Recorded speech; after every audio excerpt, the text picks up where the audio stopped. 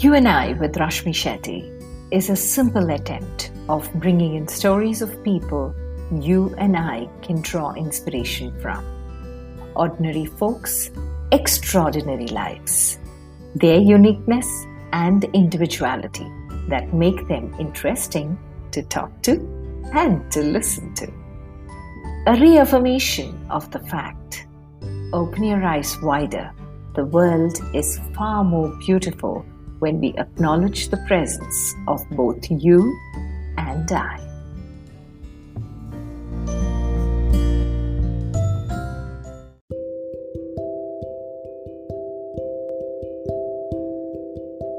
Our guest today is Anju Kish, a thought leader in the space of sex education who has given over 100 talks at various platforms including schools, parent bodies, corporates, social clubs, organizations, and others.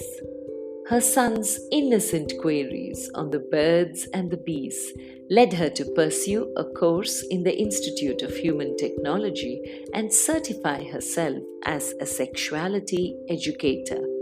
She then went on to launch her company Untaboo, which is dedicated to safety and sex education and providing sexual literacy to kids and teenagers.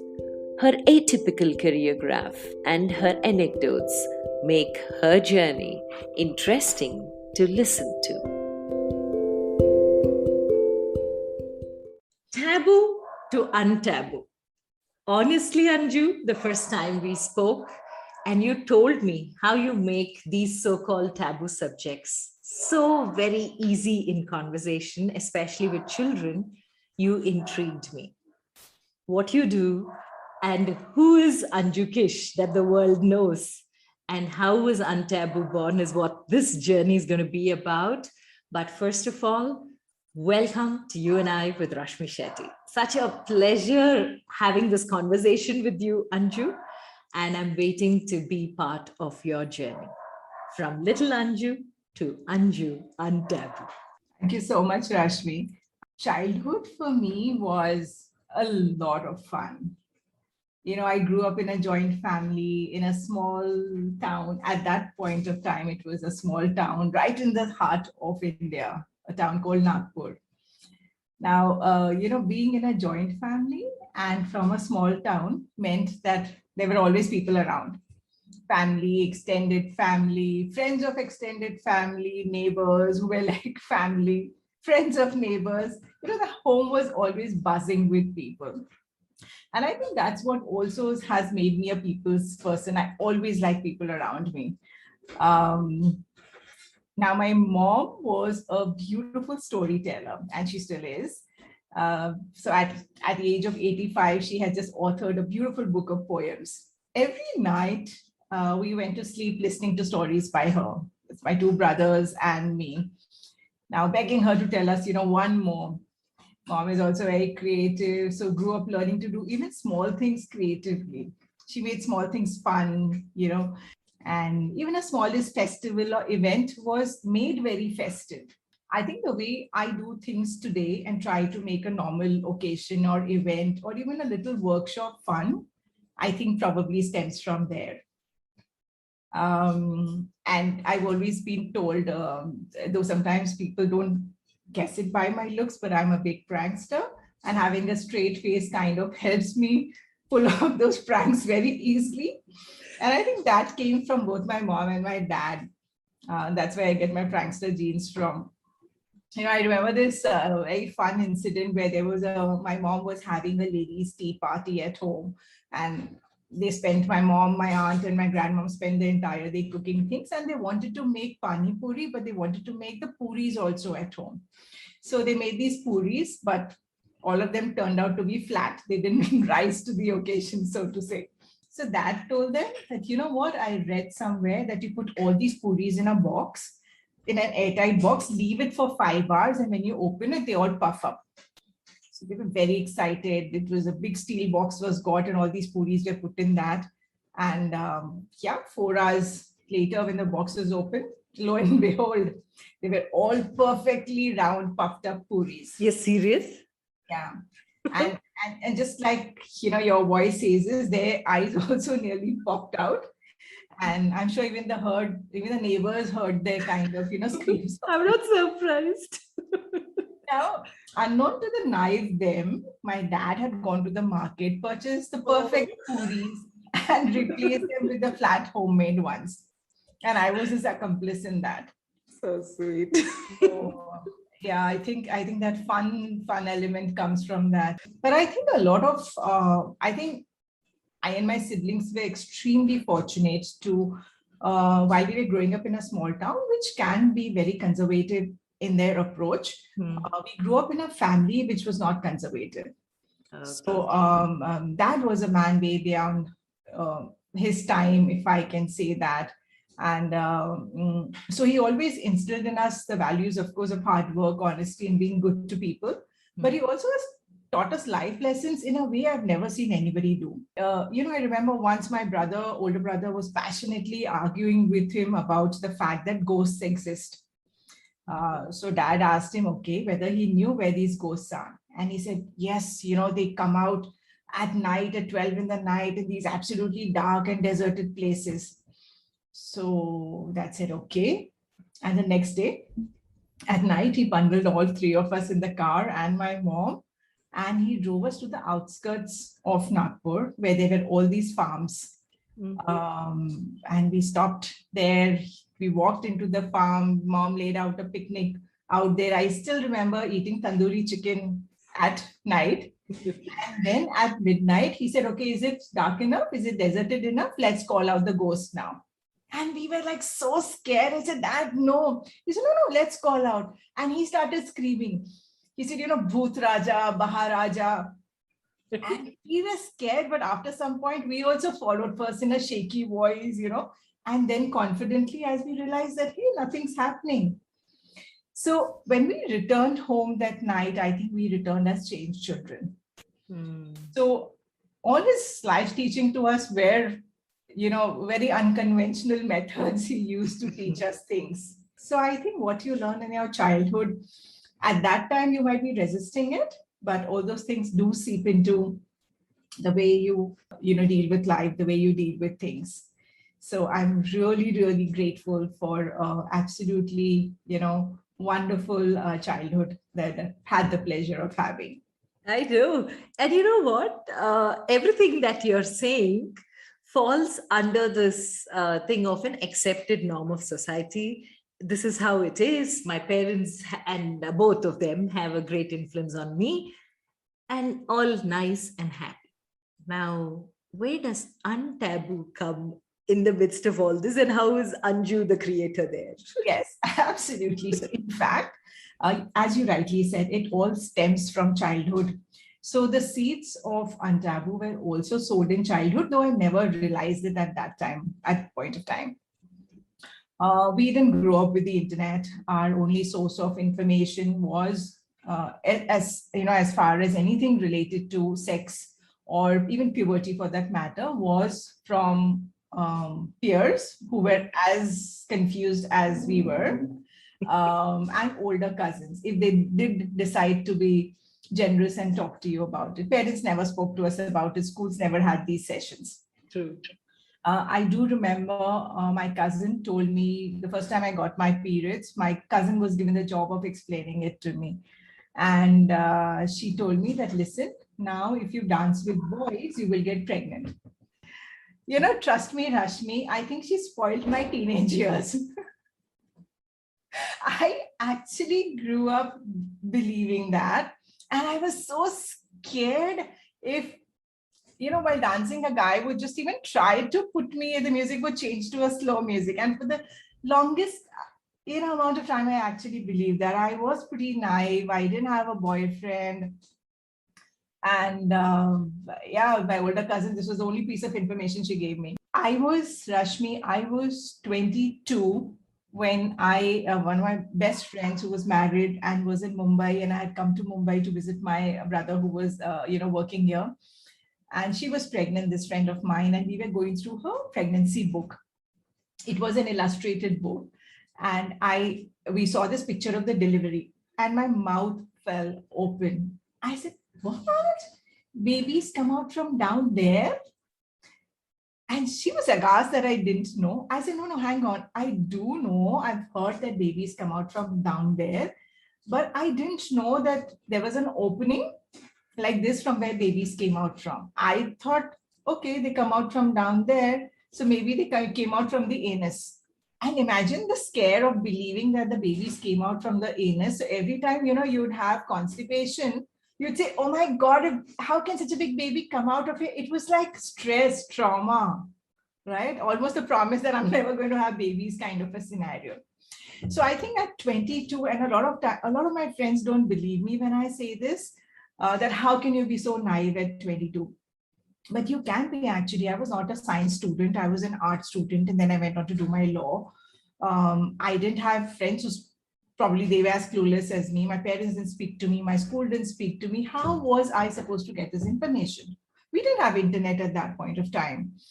So at 22, I remember feeling extremely angry at my mom for not talking about these things to me. And I think at that point of time, probably that seed was sown that whenever I have children, I'm going to be extremely open with them. I'm going to answer all their questions honestly, and I'm going to give them these facts of life. So yes, probably the seed was sown at that point of time. But it took a long while and a long journey, long professional twists and turns before I reached the point of sex education. So I went to a convent school. By grade 8, I was very sure I wanted to be a writer. I was an avid reader. During the summer holidays, there were times I would, finish 2 novels in a day. And of course, also grew up on reading Milton Boone. So there was a lot of romantic nonsense filled up in my head. Actually, it's not nonsense. I still believe in romance. But I wanted to be a writer. So after 10th, I joined arts. And though arts at that time was looked down upon, only duffers joined art stream. And I had done well, but I still decided to because I wanted to do literature. But after grade 12, that was the first year law was being introduced as a 5-year program in India. And Nagpur was one of the cities where it was being introduced. And so my dad said, hey, listen, why don't you do law? It's a professional degree. And you can always pursue your writing on the side. So, and I had a family of lawyers. So I said, all right. So I went on to do my law. And as luck would have it, my English professor in my second year of law was the editor of a newspaper. And I won some competition. He had started writing competition at college, and he asked me to write for the newspaper. So by the time I finished my law, I was a regular contributor to the newspaper. In my final year law, told my dad that, hey, I don't want to be a lawyer. I want to be a journalist. I want to be a writer. But then again, as luck would have it, one of the top lawyers offered me a job because I was interning with him. So I ended up working as a lawyer for 1 year and had a lovely time there. It was a great learning. And then I again went to my dad and said, this newspaper is offering me a job and I want to take it up. Dad said, sure, take it up, but first go to college and study. I said, but study for what? He said, no, go and do your degree in journalism. I said, but I write and I write well. The newspaper is offering me a job. Why do you want me to go back to college? So he gave me a very good piece of advice, which, of course, that point of time, I didn't appreciate it at all. He said that if, of course, you can get a job and you'll do well. But after a few years, when it comes to the matter of promotions and when there are 2 people at the same level, who are doing equally well and they have to choose, they will choose the one with the qualification. So, yep, there was me going and applying and giving my entrance test for the mass communication program. And then, of course, armed with a degree in mass communication, I went back to the newspaper and started working there. So yeah, in spite of doing 5 years of law and then another degree in mass comm, I'm not a postgraduate, I'm just a double graduate. Did you have any clue, Anju, when you were doing all of this that, okay, you have a law degree, you have a mass comm degree, you are setting out to write in newspapers, but what was it? I'm going to be a journalist, and what will I specialize on? What will I write on? Anything that hits me, anything that touches me? Will I be a reporter? Yeah, no, I started off as being a reporter because that's what they took me as a reporter. But they soon realized that they were sending me to report one thing. I remember Mr. JJ Irani was there. My first reporting, I joined the newspaper and they said Mr. JJ Irani is in Nagpur and he's doing a press conference and go for it. I went there. I was like absolutely wet behind my ears, just out of, just had done my degree, and possibly their reporter was not present. They just sent me as a substitute. How wrong it can go, how wrong can a girl go to just note down what this Mr. Irani is saying. I went there, I listened, and it is just everything went over my head. I just couldn't recall what he said. What was he talking about? At the end of it, I was so nervous that what do I go back to the newspaper and what do I write? I have no clue.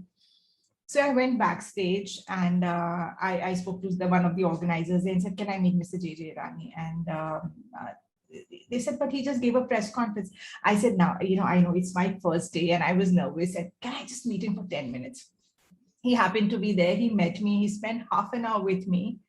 And the report I wrote was, like, later I came to know all these journalists who later became my friends, and they were all stunned that this is nothing that what he said in the press conference, but it was a whole lot of personal things that he said, and it was more about JJ Irani the person then, of course, and a little bit about what he said. So I think that became my specialty, when then they would start sending me for that, talking to people, more human interest stories.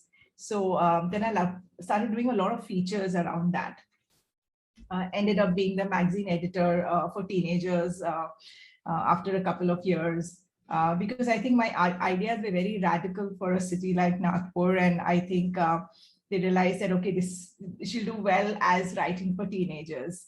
So and started doing. Did any of your law studies help you or enhance your writing, or did you start writing in that space? Because education is never a waste. So absolutely right, Rashmi, and I think about that very often. That was those 5 years a waste.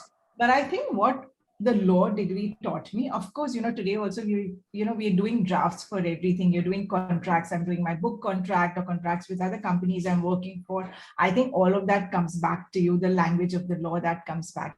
And I think what law also does to you, it makes your thinking very, very logical. So I think that has really helped me. So definitely nothing that you study ever goes, away. Yeah, that's true. So here you are, the star reporter whose first interview itself ended up being so special. And then on, how did it go? You moved into journalism as a full-time career and moved cities as well? But while I was doing my degree for mass communication, while I was studying that, there was this, the first time the armed forces were recruiting women. And I said, okay, I want to try that. And Dad said, okay, go try your luck. Now, it was pretty difficult, right? There were some 40,000 applications. They were selecting some 400 people. I was fortunate enough to be selected in that 400. And then I went to Varanasi for 5 days to give my exam. There was physical exam. There was, of course, a whole lot of those aptitude tests that they do. And then I went to Bangalore to give my Navy exam, and Air Force, I didn't get selected in the 400, but Army and Navy, I was selected in the top 40, but then didn't make it to the 3 posts that they have for law cadre at that point of time. But it was a wonderful experience, and it was again a big high to be able to even reach that point. I'm not sure if my dad would have actually let me go and join 5 years of law commission, because I think the whole thought was that, oh, you 5 years, you're going to go there, your marriage is going to get delayed. I don't know what would have happened. I don't know, but I didn't get selected. So that was the end of it. I also applied to, in the summer holidays, applied to the Film Institute, Film and Television Institute, Pune. They used to have this film appreciation program. And my brother was a graduate from FTII. That's how I knew about this. So I applied for it, again, kicked to be selected, and spent a glorious 2 months there and fulfilled my desire to be in a boarding school.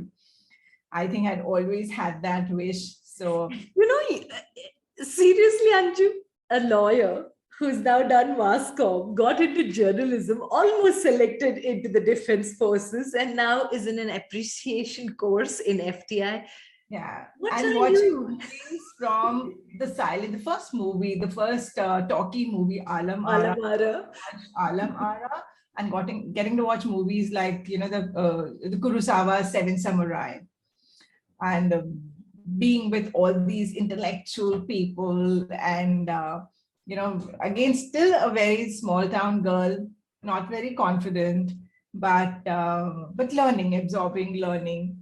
So I think these are some of the defining moments. And I think another organization called JC's was a huge, huge contributor in grooming my personality. So school kids kept coming back into whatever you were doing by design from the universe and not by choice by yours, right? Yes, yes. But talking of kids, yeah, I was very, very fond of kids, absolutely loved kids. And I think always I grew up reading Dennis the Menace comics also, and always wished I had a kid like Dennis the Menace.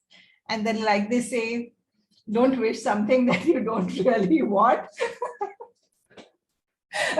Dennis was born. Dennis was born. But yeah. So yes, I got married, moved to Mumbai, and my husband was in advertising. He was the film chief at Rediffusion. And so I said, okay, now instead of moving into journalism and finding a job in a newspaper here, let me try advertising, because journalism didn't pay well at that point of time. I don't know how well it pays now, but it wasn't a very well paid, and advertising would pay really well. So I moved to advertising, got into a very, one of the top agencies called Lintas. I worked with them for 3.5 years. And then, yes, my Dennis, my older one, Rohil, was born. So I continued working for some time, and then I took a sabbatical to be with him. And I started freelancing for agencies. I wrote some television shows while on that sabbatical. So what was this? A combination of your journalism and film appreciation that helped you evolve into a writer for television? No, so this television show was actually a show on cricket. And my family, my husband's family are complete cricket freaks. So I guess. Oh, okay. So you have one more feather on that already celebrated hat you're wearing, Anju. So I ended up doing that show, and I would do a lot of there's the shopping portals on television would come at midnight. Those ads, I started writing for them, and some freelance ad work for other agencies. I started doing that. And then a friend approached me that, hey, you're doing so much of writing work. Can you also do some creative work? There's a big company who wants customized calendars. I said, I've never done it, but put me on, let me go for a meeting. Anything was freelancing. So anywhere the money could come from, I would just say yes. And so I went for this meeting. It happened to a big company called Atul. I made some designs and I gave it to them. They loved it. They loved the concept, and they said, okay, you're on. Now, it was something so different, Rashmi. I had to conceptualize a calendar, the concept for the calendar. I had to select models, 6 models. I had to go to a camera person to shoot this, get a photographer, shoot it, get it designed, get it printed, and get it delivered to the client. And there used to be a huge order, some 10,000 copies of these customized calendars. And I ended up doing this for 10 years. Actually. But it didn't stop my other work. I was working as a writer. I was doing my other stuff. But this would just take 6 weeks of my time in a year. But it was like the cheese. Really paid well and satisfied one creative part of me. And you never moved that cheese from your life for 10 years. I think after 10 years, I'd had enough. I also remember my second baby was born, and he was just 3 months old. And the client said, okay, this time we want to shoot the calendar in Goa. So there I was, bundled my baby up, took him to Goa, would feed him behind the rocks, and while the shoot was on, and did all of that. But in all of this, I think I'm very, very grateful to have a very supportive life partner. Sanjeev has been the rock absolutely for me. I do remember even when I was at Lintas, there was a program I was selected for after the birth of my baby, and where internationally copywriters were selected to go for this training program. It was at Hotel Precedent in Mumbai, and we had to stay there for 4 days. And I was feeding my baby. My baby was just about 4 or 5 months old. And I stayed in Juhu in Mumbai, and this was at Precedent, which was Cup Parade. Now Sanjeev would come twice a day from Juhu, would bring Rohil, our baby, to Precedent Hotel. I'd feed him in the morning, he'd take him back. Then again, he'd bring him in the evening, I'd feed him and he'd take him back. That time we weren't, or probably I wasn't aware of all the breast pumps that we have now. Yeah, yeah. So I think, yes, I'm very, very fortunate there. And so it's been, I think it's always, whether a man or a woman, I think that the support of a spouse is really, like we say, the wind beneath, your wings. Yeah, true. Very true. Very true. Yeah. So how did, in the midst of all of this, how was sex education gone?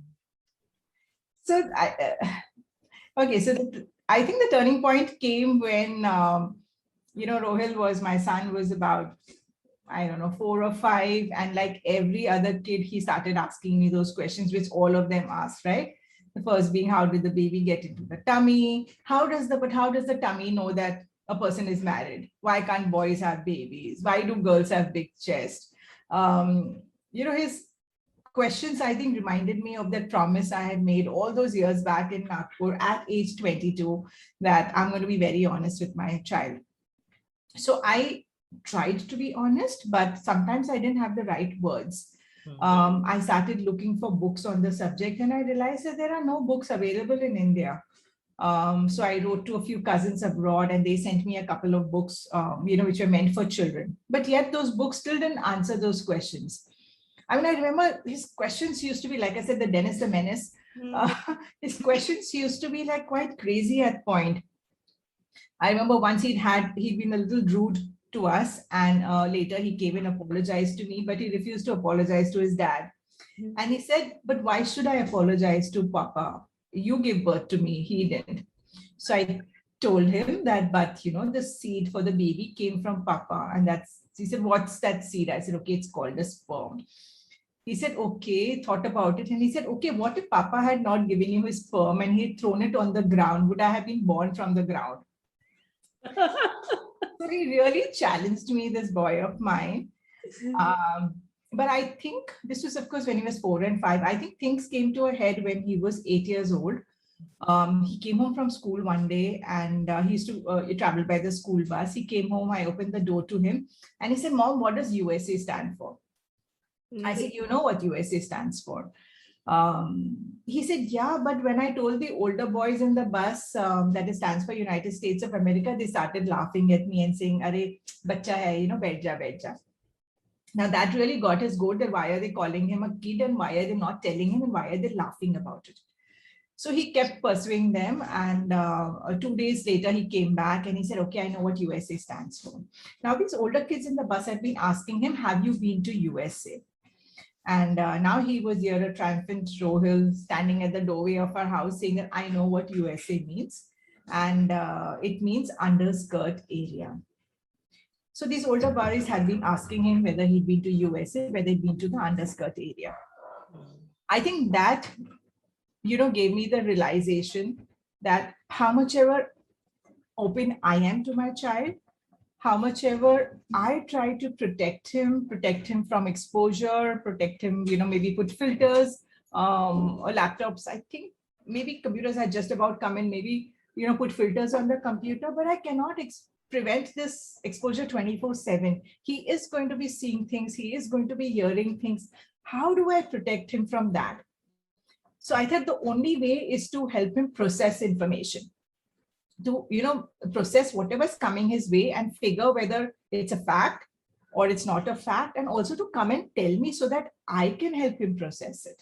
But then with my younger son Rishal, he was the quieter one. He wouldn't come and share stuff. He would be very curious and open to, receptive to hearing when I talk to him, but he wouldn't come and ask questions. So now I had two different kind of kids. At least Rohil came to me. I know what was happening. I could help him process it. Rishul didn't come to me. So I didn't know what was happening in his life, what kind of exposure he was getting. That got me thinking that I'm sure I'm not the only one. I'm sure there are parents struggling with this and nobody seems to be talking about it. No school is talking about it. School sessions are not happening. How will the kids get this information? So I said, okay, I'm a writer. Let me start penning a book on it. And by the time I had already written 2 books. One was a privately commissioned book for an industrialist in Africa. So I traveled to Africa and did that book for that industrialist. And the other was, again, a commissioned book on Mother Teresa. So now I said, okay, let me pen this book on sex ed. So I started doing my research online as well as talking to, a lot of parents and children. And Rashmi, I was completely hooked to the subject. I realized there was so much there which kids need to know and how important it is for them to know that. So while I was doing this, a lot of my friends would tell me, hey, you're researching, why don't you talk to my child? They have questions. So I started talking to their kids. Then some of my neighbors would ask me, I started talking to my neighboring, neighborhood children. I think at one point somebody said, listen, I have a bunch of kids in my building. Would you talk to them and we'll pay you? So I said, listen, it's not about the payment, but if I'm talking to children, I think I better qualify myself and not just depend on the information that I have, through online or the books that I was reading. Started looking for programs, again, nothing available. Finally found one program in Mumbai. It was a sex educators program. I went and joined it, studied, gave my exam, got my certification. And then I spent a year figuring, okay, I now know what is the content, but how do I present this content to children? How to make it more palatable, make it more age appropriate, child friendly and engaging. So I spent almost a year creating child friendly and age appropriate modules. And then I launched my company called Out of the Box. Okay, one second. What happened to your book, which was happening organically with all the information that the kids and mothers were giving?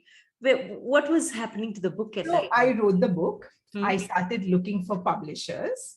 No, but the book was written from which viewpoint? Was it written for a mother? Was it written for a child? It was written for a child. Oh, it was absolutely written for a child, from a child's point of view. Very simple language, very basic explanations.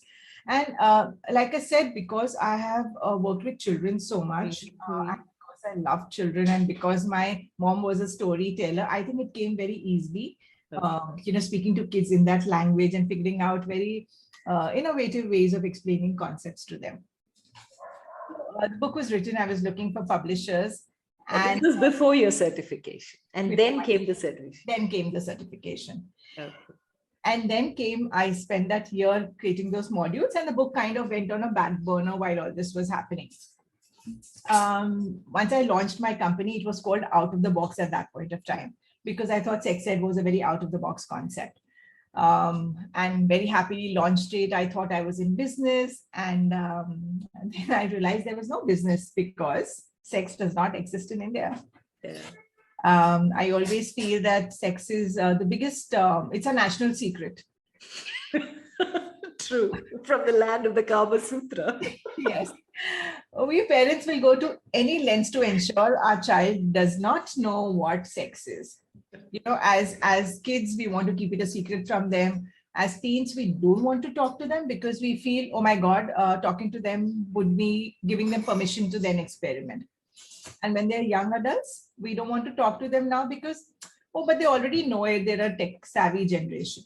So I don't know how this transition happens from I don't want to talk to my child to now my child knows it all. How does this transition happen? How are you expecting your child to know? Do you know where your child is going to access this information? Do you know the kind of problems which are arising out of that? True. And so at that point, I realized that I can't even reach the child till I don't change the mindsets of the adults. Yeah. The problem was in the word itself, in the word sex education itself. So parents were reacting to the word sex. The word sex was completely magnifying for them, and the word education was becoming invisible. So I said, okay, I need to tackle that first.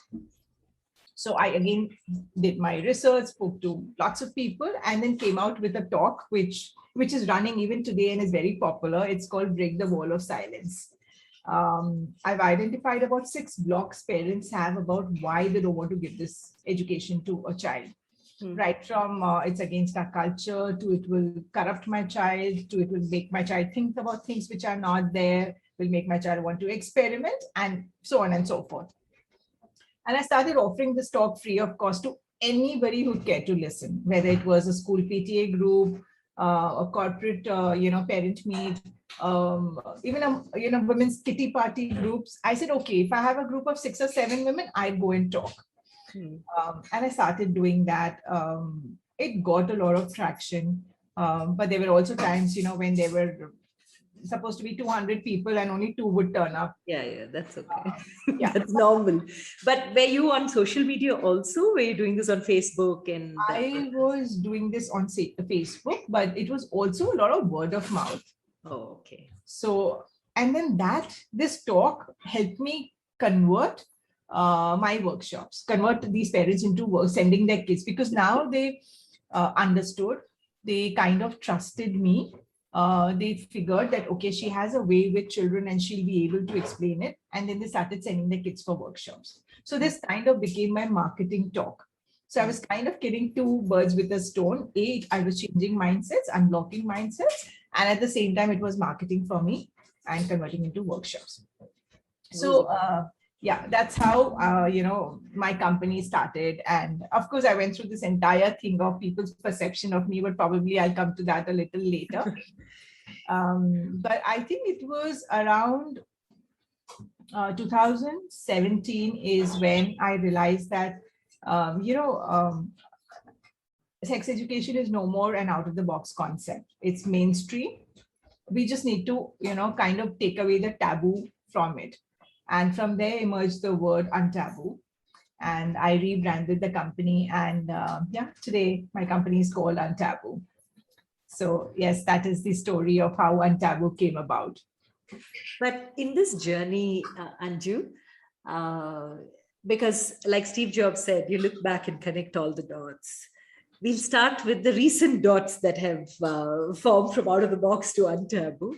And in that, do you see a change in acceptance, a change in knowledge and awareness because of social media, or more of miscommunication because of social media amongst the children that you are talking to and over the years talking to? The children? Yeah, in the children, the awareness of the children when they come to your workshop for the first time, and how parents approach this subject when you talk to them the very first time, saying what you do through the workshop. So I'm going to talk about the children first. The children are extremely open to receiving this education. They have tons of questions, and I've been across India to take my sessions. Now it is whether it's from a small town like Ajmer, a child is from there, or a city like Mumbai. The questions are similar. The concerns are similar. Attitudes are pretty similar. Because see, the world has opened up from them. The internet is there, right? So they are no more a small town child or a big town, child kind of. So the curiosity is there. The only thing which has changed from when I started this in 2011 to now 2021 is that, yes, there's a whole lot of awareness among children. There's a whole lot of concepts very young children want to know.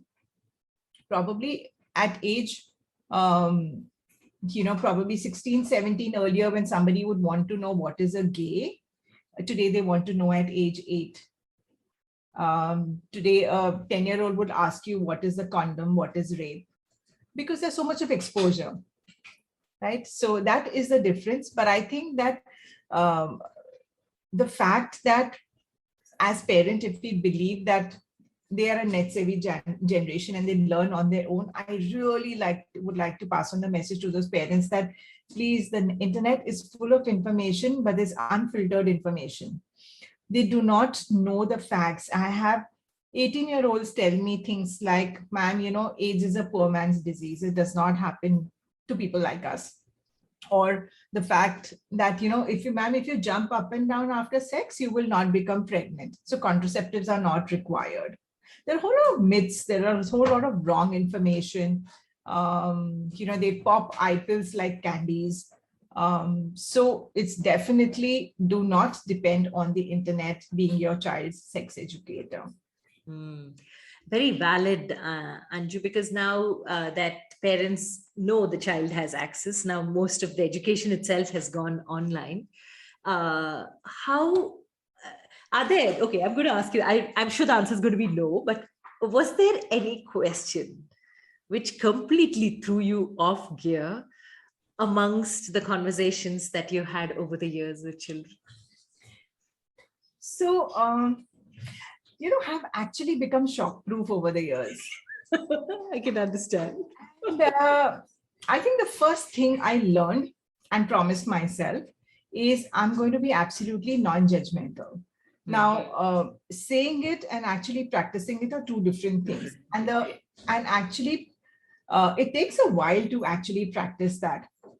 And I think I've achieved that nirvana state of being non-judgmental. And it's very, very important, because only when you're non-judgmental and you take each query of theirs as a query of a very natural curiosity which is coming, and you answer it with all seriousness, I think the kids react to that. But I do remember one incident. I was in a school, and we would keep this anonymous curiosity box where they could, just put in their queries. And we'd make it compulsory for everybody to write on a piece of paper, and every half an hour put in a question, so that nobody feels that, oh, look, that person is putting so many chits, So everybody had to write. Even if you don't have a question, just make a smiley face, but pop it in the box. Now, I would answer all the questions. And at the end of the session, I opened it up, was answering questions, and there was one question there. And these were, I think these were 11th graders. And there was one question there which said, will you remove your t-shirt and show us your breasts? Now, I could have very easily chosen not to read that question because it's in my hand. I could have just said, oh, it's a smiley face, and I would have kept it aside. And that's the first thought which comes to your mind. Okay, ignore it. But I decided to read out that question, and I read out the question, and I said, I'm so glad that somebody's has put this question. I just want to tell you that, you're in the 11th grade. Another 3 years, 4 years down the line, you will be in the workspace, and you'll come under the laws of sexual harassment. And if you post a question like this to anybody at that time, you'll be in trouble with the law. And but let's see, what is this sexual harassment? What is the difference between flirting and moving in a very thin line between flirting and sexual harassment? Making sexist comments and sexual harassment. So then I started talking about sexual harassment to them. So I think if you take every question at its face value and move it towards something that you can teach them something, I think that's a brilliant job, even as a parent, of course, as an educator, but as a parent too. Because I think one most important thing also I've realized that these children test you. They will initially, they're just testing you. They will throw out these shocking questions at you, questions which they think will throw you off or embarrass you. They want to check. Only once they check and they know that, hey, you know what, she's reacting very normally to all our questions, is when suddenly these kind of dam opens up, and then comes out all these concerns, all this curiosity, all the sharings, and that is beautiful. Yeah, seriously. I think that becomes the safe space for them to explore. Yes. Yeah. And I think that was so lovely, Anju, when you said, because I was just thinking of the mind of the student who wrote it. And brilliant. Okay. Now, another question along the lines of any moment where, or any incident where you got a feedback and you were so happy you're in the space of making a difference. That I am really grateful. Those moments happen very often. I suddenly bump into people, and when I'm introduced, they say, hang on, wait, I think my child attended my your workshop, and I can't tell you how it's changed my life. We were recently, I was at a friend's home, and she had other friends there who I didn't know. And somebody was talking about that, oh, Anju's into sex education, and probably if you have kids, you can look up her workshops. So there was another mom, she said, oh, you know what, I came across this book and it's a fantastic book. I loved it so much that I bought 50 copies and I distributed to all my neighboring kids. No need for any workshop, just buy them this book. I said, oh, what's the name of the book? She said, oh, it's called How I Got My Belly Button. I said, okay, do you know who's written that? She said, I don't remember the writer's name, but it's a fantastic book.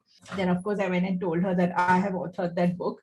So I think when it suddenly comes, like that, without you reaching out to people and asking how you found it, I think those are beautiful moments.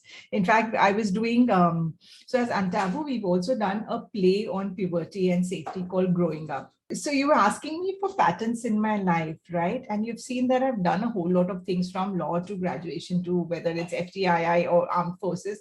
So basically, I loved doing varied things in life.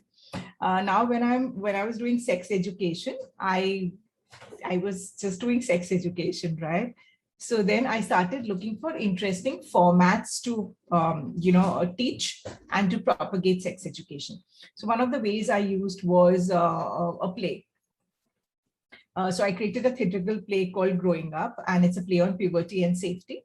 And it's an educational play, but it's a complete laugh riot. And it's a musical.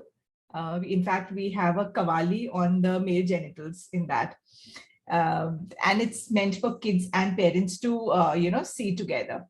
So while we were rehearsing for that play, the actors were all adults. They were all about 18 to 22-year-olds, but they were playing kids. So after, and a lot of them didn't know, the content, or it was just about puberty and safety, but they said, oh my God, we are 19 and 20, but there's still so much we don't know. I mean, nobody spoke to us about it. A lot of boys didn't know the process of periods, and a whole lot of stuff, stuff like that. So when the first show on our premiere night, at the end of the show, this mom came to me, and she was one of the actors' mother, and she just came and hugged me. She said, I can't tell you what difference this has made. My son started acting in this, show. And I've always wanted to have these conversations with him, but I never could. And now he's like 20. I thought, now I obviously can't have. But after he started rehearsing for this play, he came home and started talking about it. She said it's opened up like a barrage of conversations for us, and we are having such open conversations. And I just want to thank you. And she kept hugging me. I think those are the moments which,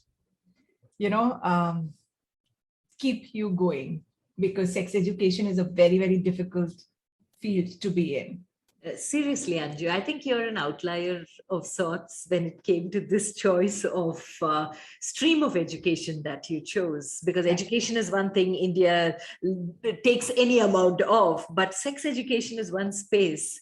For me, when we spoke the very first time, you were a typical outlier who went into a space that everybody knows is important, but nobody ventured or had the courage to go there. And you did it so beautifully as a mother. And you saw it from a parent perspective and gifted it to the children who needed it, making it easier on a lot of parents. So now we'll go back and see your entire pattern. And when you're connecting all the dots about whatever happened, are there any stories where you have felt that, oh my God, this conversation opened not one generation? You just shared about a mother and son, but a generation, the generation prior, the grandmothers. Have you got any feedback like that, where the grandmother's thought process altered as much? Because there are a lot of questions. Actually, Rashmi, I have two incidents to share there. One was during one of these talks, which I do, Break the Wall of Silence. And it was for, I think, some organization. So they had parents there and they had some grandparents there for the talk. And end of the talk, this granddad and grandmom came to me and said, we so wish our kids we had heard your talk, probably 30 years back when we had our kids. But we are still glad we were here today, because we have grandkids who are like 2 and 3 years old. And we are going to go back and we're going to teach my kid and my son and my daughter-in-law about all this. And we're going to implement all those changes. And we're going to ensure that we raise our grandchildren in a different way. So that is very heartening to know that you're able to change the minds, and it's generation of conditioning that we all have. To be able to change their minds at that age was a beautiful experience for me. And I think the second one, which is one of my most favorite stories, and I use it as one of my incidents I spoke about in my TEDx talk too, was about this 12-year-old boy who had come for a workshop. And when we speak about periods, we also speak to the boys, of course, about periods. And we have an entire gender sensitization session there where we talk about the myths around periods and why they started when they started, and how we are continuing with them, and how, even if it's followed it in your families, don't fight it, but at least educate your family about it and bring about those changes slowly. Now, this boy went back home and he made his grandmom sit and he told her that I want to show you something. And he started this video on periods for her. She was shell-shocked for two reasons. One is, at the nerve of her grandson to talk to her about periods and show her a video on periods. I mean, the nerve of the guy. And two, she was shocked because this is the first time in all her life she actually knew how periods happen. Most of the women, forget the men, most of women spend their entire life having periods, but not exactly knowing how the process happens. Because you're never told, right? Growing up, of course, parents are now talking to their daughters, but earlier it just was, okay, you're going to get this every month. Here's a pad. This is how to use it. Just keep mum about it. Don't tell anybody and just use it, right? There was so much of secrecy about it. There was so much of shame associated with it. So this grandmom was really shocked, but she was also taken aback because she kind of now understood how it happened. And then he started talking to her about how it was not dirty blood, it was just the lining of the uterus, and how these myths had started. He started explaining those logical things which we had told him in the workshop. It took some conversations over a week. Apparently, he was talking to his grandmom. And then this boy's mother called me up one day. And her voice was all choked.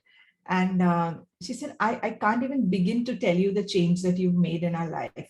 She told me about what this boy had done at home and how initially the grandmom was angry and then she was amazed. And finally, it came to the point where she called all her daughter-in-laws and she told them that, possibly it will take me a while to change completely. But this boy has, kind of taught me that what I am doing to you, not allowing you to enter the kitchen when you have your periods, or not worship the deity at home when you have your periods, I give you permission to do that now. That was such a huge change in a conservative family. And she said, you have not just changed our family, but the generations to come in our family. I speak about that and I always get these goosebumps, Rashmi. I mean, my voice also kind of chokes up at this point that, sometimes you don't realize the level of impact that a small session like this can make. That's huge impact, Anju. That's such huge impact and such required impacts in our society, especially. Right. And now with the pandemic setting in, everything took a back step. And there are these sessions where there are some shy children who don't come forth, where a one-on-one interaction face-to-face clears a lot of those hesitations. Right. Have your sessions moved online, and do you find any challenges in them? So absolutely, like anybody else, I think we face the same challenges, and like everybody else, we shifted gears and moved online. We had to definitely, the engagement changed, because in the in-person sessions, we used to have a lot of games. The games were just meant to help them open up, shed their inhibitions, make the sessions fun, so that they shed their inhibitions and are openly able to, share and accept what we are telling them. Now, the online was a challenge, but the Untaboo team did work on it. We tried to figure ways to make it engaging still. So I think the only thing which has happened is instead of a one-day workshop, which we typically have, now we have to divide it into 2 days, because retaining the interest online for that many hours at a stretch is a challenge. So we just divide it into 2 days. But other than that, we are finding that, the interactions are beautiful. In fact, we've figured out a way how they can anonymously ask even while being online, and we use that practice, and it's wonderful. So, all our workshops, Rashmi, are, of course, we work with the child, we have the workshop for the child, but every workshop is followed up by an hour and a half session with the parent. 1 hour is purely for the parent, and then half an hour is a combined session between the parent and child. So the idea is to break ice between the parent and child so that this conversation can be carried forward at home. At Untaboo, we figured very early on in life that to make people accept sex education, we have to present it in a very non-threatening and fun manner. They realize the importance then of what you're trying to tell them. So all our workshops are fun and engaging. The play that we did, like I mentioned to you, is a complete laugh riot. The columns that I write, the blogs that I do are also has a kind of a tinge of humor there. And then I also use the platform of stand-up comedy to propagate sex education so I kind of make them laugh over their mindset about sex education, the Indian mindset about sex education, and then quietly plant a seed for a new thought there.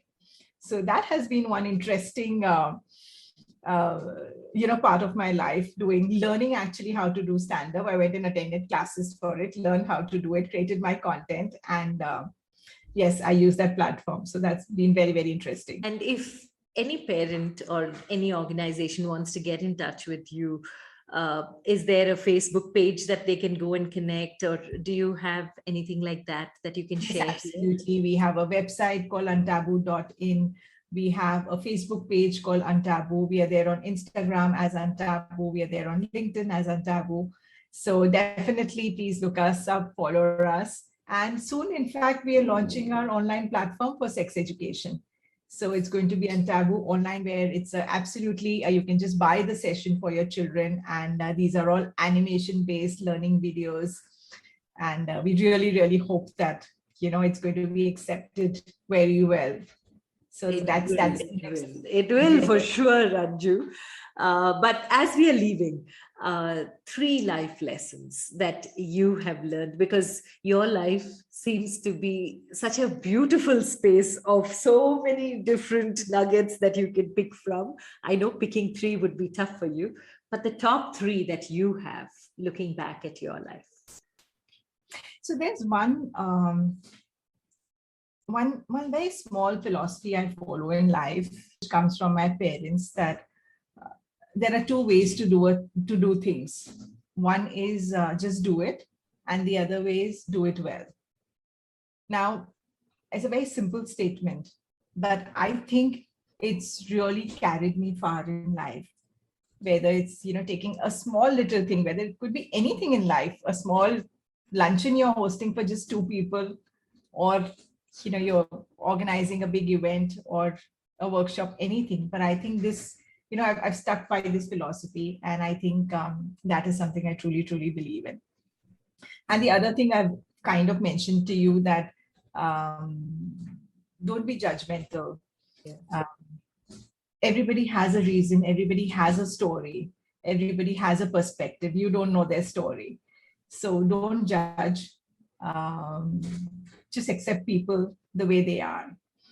I think everybody says this, but I think I have learned to live this. And it's worked for me. I don't know the third one, but these are definitely 2 things I live by. Oh, wow. And I think the third one for me from your life that I'm going to add to that is just follow your heart. when the question comes from the universe, you're ready. Just take it and move forward. You definitely be an outlier like Anju. I'm going to, in fact, add to that, Rashmi, is that I've always believed, and I've always told children this in my workshops, that never be afraid to take diversions in life, and never be afraid to take a U-turn. God allows those U-turns and you'll see that your life changes. Yeah. And I think that's what I have done in my life, taken a whole lot of diversions, ultimately found my purpose in life, but all the diversions I took all taught me something, and they've all beautifully merged in the journey I'm undertaking today. And it so wonderfully ties up the whole thing. The you and the taboo together make it untaboo, and make it so beautiful in the work that you are spreading, which is conversations that are necessary and not taboo, that we as a society put into our lives. Thank you so much, Anju. Thank you for doing the magical work that you're doing. God bless you. And may you continue to inspire and be the change that you are taking with you wherever you go. All the very best. And thank you so much for being on You and I with Rashmi Shetty. Thank you so much, Rashmi. It's been absolutely wonderful. You make sharing so easy. So go out there, parents, open those conversations, ensure that nothing is taboo at home. And you'll find how relationships turn even more beautiful.